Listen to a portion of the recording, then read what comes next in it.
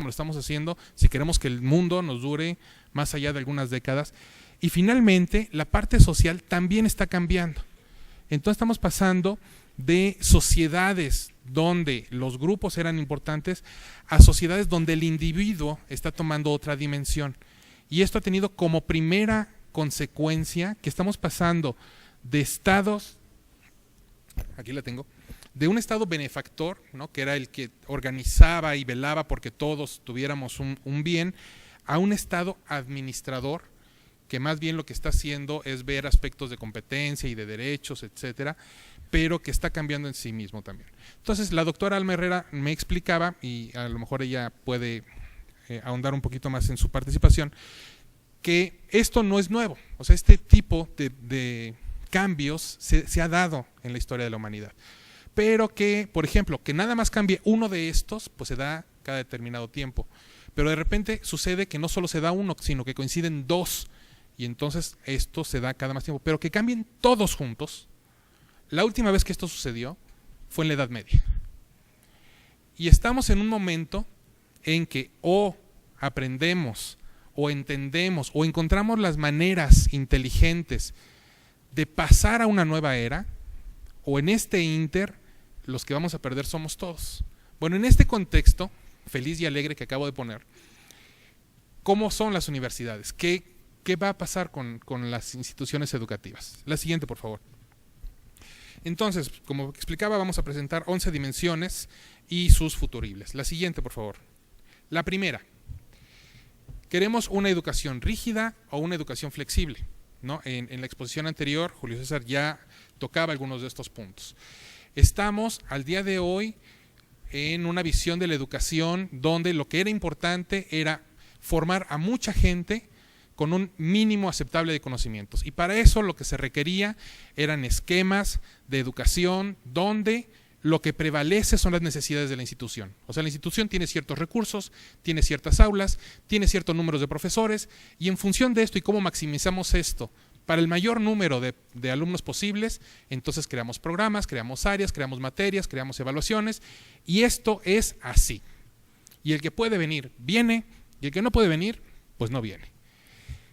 En el otro extremo está esta educación súper flexible, donde los currículas son a la medida, donde mi horario y desde dónde lo ejerzo, y si vengo o si no vengo, y si es un título o es un grado o es un diplomado, o nada más me van certificando unas ciertas habilidades, es como el otro extremo de esta dimensión. Ninguna de las dimensiones, cuando menos, no es nuestra intención comprometernos a en dónde va a quedar la educación, porque es muy difícil, creo que nadie podría aventurarse a dónde. Pero sí nos parece claro tener cuando menos que existe esta primera dimensión. Por una parte está lo rígido, por otra parte está lo ultra flexible, y seguramente dependiendo del contexto y dependiendo de la universidad y dependiendo de las necesidades, se encontrará algún punto medio. Creemos que estamos ahorita muy hacia la izquierda y que evolucionaremos hacia esquemas más hacia la derecha. ¿Qué tan hacia la derecha vamos a llegar? Pues es algo que tendremos que ir construyendo e inventando juntos en los próximos años. La siguiente dimensión tiene que ver con presencial y a distancia, pero eso le voy a ceder la palabra a Ana María, quien nos va a platicar de esto. Bueno, pues esta dimensión de abierto a distancia, presencial, o a distancia, es la idea que queremos señalar en esta lámina. Como se comentaba, estamos a la izquierda, estamos a la derecha o a lo mejor estamos en medio. Bueno, hoy por hoy ya muchas universidades están implementando programas en modalidad mixta. El doctor Dosal nos hablaba hace un momento de la hibridación, pues coincidimos con él en que hacia allá tendríamos que, bueno, que en un futuro ya muy cercano hacia allá iremos. ¿Qué porcentaje de hibridación, digamos, qué porcentaje de asignaturas o contenidos tendríamos que tomar en la modalidad presencial o en la modalidad en línea? Hay quien se ha pronunciado por un 70-30, por un 60-40. Yo no nos aventuramos ahorita a decir un porcentaje, porque esto dependería de algunas cuestiones. Por un lado, de la disciplina. O sea, no podríamos, ¿no? O sea, dependerá del área de conocimiento que se trate en una entidad o un plan de estudios en particular. Pero también nuestra propuesta es que considerar en algún momento el avance curricular. Convendría en los primeros semestres a lo mejor un encuentro más presencial, más dirigido, donde los alumnos también desarrollen todo este sentido social, de pertenencia a la institución, y conforme se vaya avanzando en los semestres, podemos ir ya intercalando más actividades a distancia.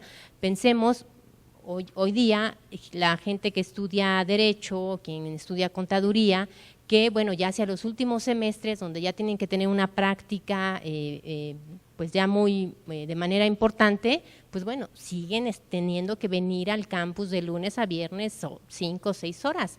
O sea, a lo mejor esta decisión también dependería del grado de avance curricular. O solo 2 de las 5 asignaturas que lleva el semestre, o solo un semestre completo a distancia y el siguiente presencial. Entonces, bueno, dependería de algunas de estas cuestiones. El pensar en esta dimensión, pues también nos obliga más bien a que reflexionemos en utilizar el término espacio escolar universitario.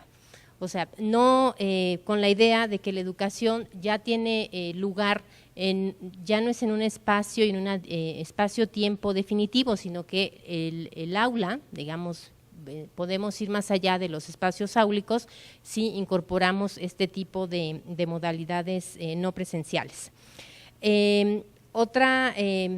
Algo que ya también sucede es la movilidad virtual. Y entonces, bueno, movilidad física, los alumnos se trasladan un semestre a otra institución. Bueno, a través de la movilidad virtual, pues también podríamos impulsar más el uso de estas herramientas para que los alumnos, sin desplazarse de su lugar de origen, manteniendo su trabajo, compromisos familiares, etcétera, pudiera ir avanzando en su plan de estudios.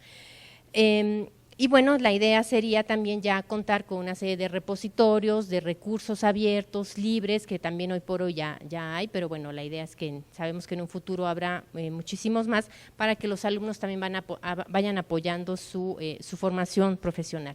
Y para todo esto sí estamos asumiendo que en unas décadas, bueno, los profesores estarán bien formados, habrá programas de formación consolidados, bueno, pues que nos permitan, pues sí, hacer esta mezcla o hibridación, como nos decían hace un momento. La siguiente. Esa es. Bueno, lo que queremos representar en esta imagen es la idea de estructurado versus lo no estructurado o lo desestructurado.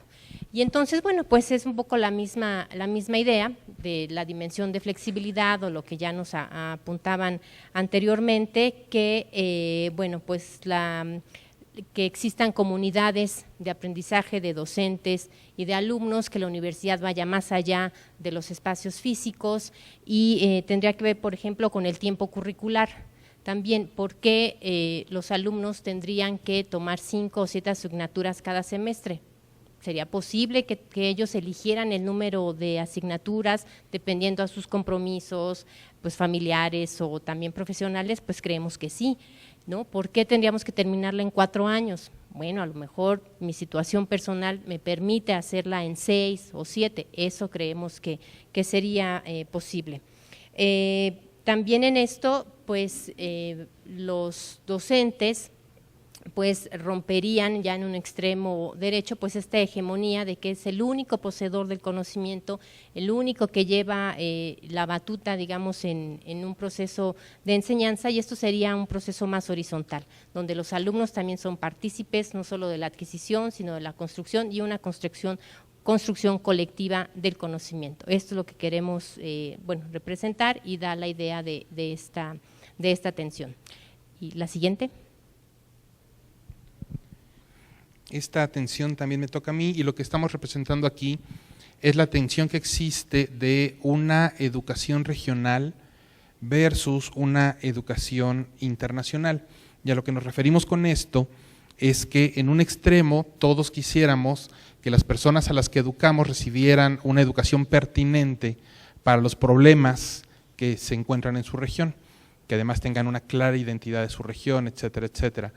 Sin embargo, también estamos conscientes de esta necesidad de brindar una educación que permita a todos los que asisten a este tipo de educación competir globalmente, dado que los medios de comunicación y todas las nuevas tecnologías permiten hacer grupos de trabajo ya no solo de manera local o regional, sino que permiten participar en proyectos que se llevan a cabo de manera global.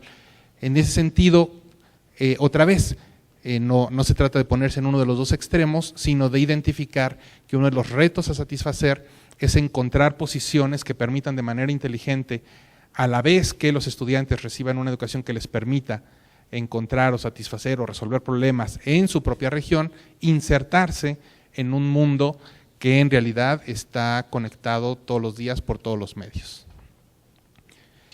La siguiente, por favor. Esta dimensión es homogéneo y heterogéneo y es de la doctora Benilde García. Muy bien. Bueno, también en esta tensión que tiene que ver con esta idea, digamos, de querer tal vez que todos seamos iguales o respetar en un momento dado las diferencias individuales, pensar que existe una sola forma de hacer las cosas, que pensar que existen diversas formas, pues nos da, digamos, la posibilidad de empezar a pensar en ciertos futuros en los que la atención de verdad a la diversidad pueda ser una respuesta de las universidades, y eso se irá reflejando en un momento dado tanto en las propuestas curriculares, los materiales, etcétera. En vista, digamos, de la expectativa de vida aumentada que se tiene en este momento, se ha empezado a observar que los adultos, sobre todo en los países avanzados, ya desde hace como 10 o más años, en los países avanzados, Canadá, Alemania, Estados Unidos, etcétera, han empezado a regresar a las universidades. Y esto ha dado como resultado, ¿verdad?, el que se encuentren diversas generaciones en espacios educativos en donde en un principio pues estaban segregados, pero ahora se ha empezado a encontrar que al empezar a converger en diferentes espacios educativos, pues se están aprovechando los potenciales, ¿no?, de aprendizaje y de enseñanza que cada uno tiene, de tal manera que al principio los jóvenes veían muy raros a los viejos y los viejos a su vez, ¿no?, a los jóvenes, y entonces ha empezado a existir, digamos, una forma de colaboración en la que han visto las ventajas que tiene, digamos, esta colaboración intergeneracional, de tal manera que los jóvenes, por supuesto, avanzadísimos en el uso de las tecnologías, apoyan a los viejos, ¿no?, que no tienen ese tipo de competencias, pero los otros a su vez tienen una profundidad de pensamiento, tienen una experiencia que aportan, digamos, a las visiones de los jóvenes. Esto, pues como se dijo en un principio, muchas de estas cosas no son nuevas,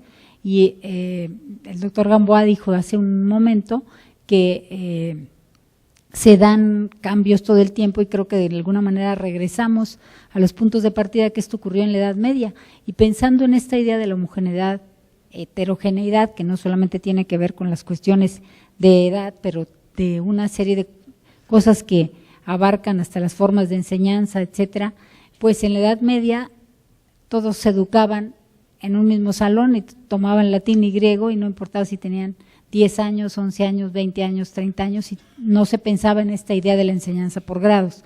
Esta fue una creación de los jesuitas más o menos como en 1500, ¿no?